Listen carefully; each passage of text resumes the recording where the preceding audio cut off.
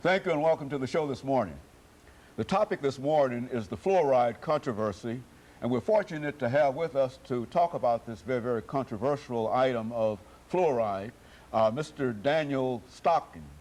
And of course, Mr. Stockin is a health researcher for the Lilly Center, a public health and environmental health concern located in Brentwood, Tennessee.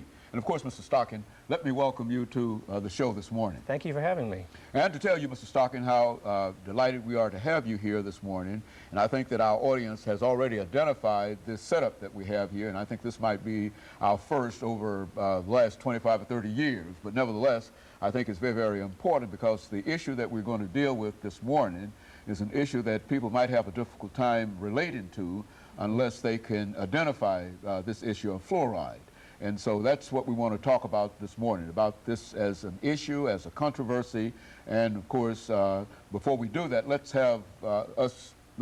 give you an opportunity to give us some information about Daniel Stockin. Okay. Your background, your education, and some of the things that led you to the Lilly Center as a health researcher.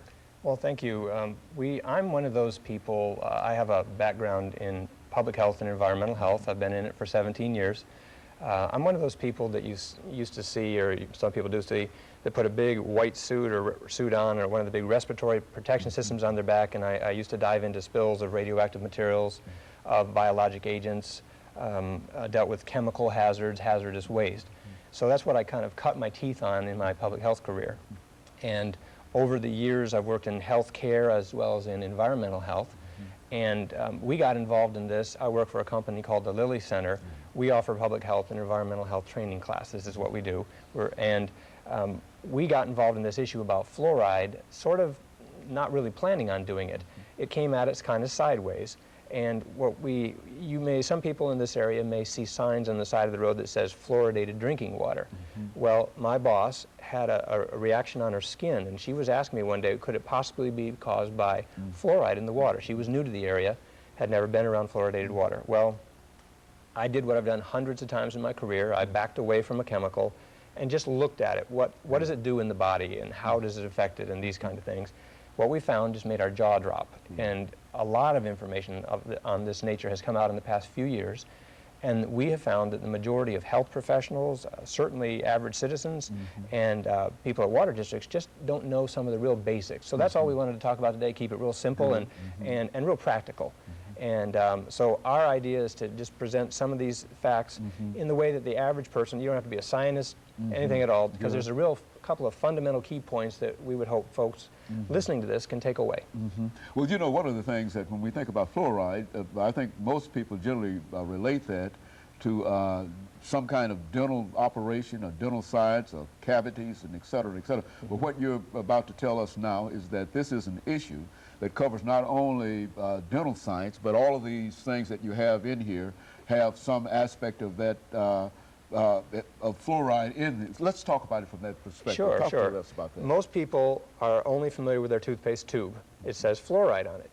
And we've always thought that fluoride just prevents cavities, and we've been doing it for about 50 years or more. The issue is that a bunch of information has now come out that we're not just getting fluoride in our toothpaste. We're getting it in our water, and we're getting it in a lot of other sources. But what people don't know is that fluoride is actually a poison. If you look on the back of your toothpaste tube, you'll see there's a warning. If a child swallows more than is used for brushing, it says to call a poison control center. Most people never really read that.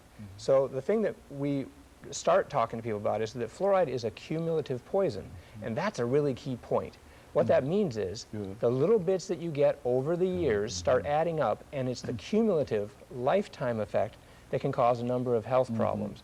So that's what we wanted to talk about. And most people don't know that fluoride comes out of the earth. It looks kind of like this. It's just it's calcium fluoride. This is where it's usually found in earth. But the kind of fluoride that we use today to add to our drinking water to prevent cavities in kids, entirely different than this. And so I wanted to talk about that and talk a little bit about the history of it. It's been going on for about 50 years. And so now we've had our first full generation of people who've grown up getting little doses of this accumulating poison. And that's one of the key issues, is that's why the health effects are happening. And cities across the United States are starting to reject this. 6 of 7 cities in early November that were looking at fluoridation rejected it. And so there's a lot of issues. They affect certain groups more than others, and we want to talk about that. We think your viewers would be interested to know that. Very good. And of course, we're getting ready, Mr. Stockin, for our first commercial break, after which we'll come back and we'll give you an opportunity to further inform us in reference to this as an issue, and to perhaps give us any kind of advice that we might need in order to understand it better and to fight against it. Of course, we'll be back with our audience following this very, very short commercial break.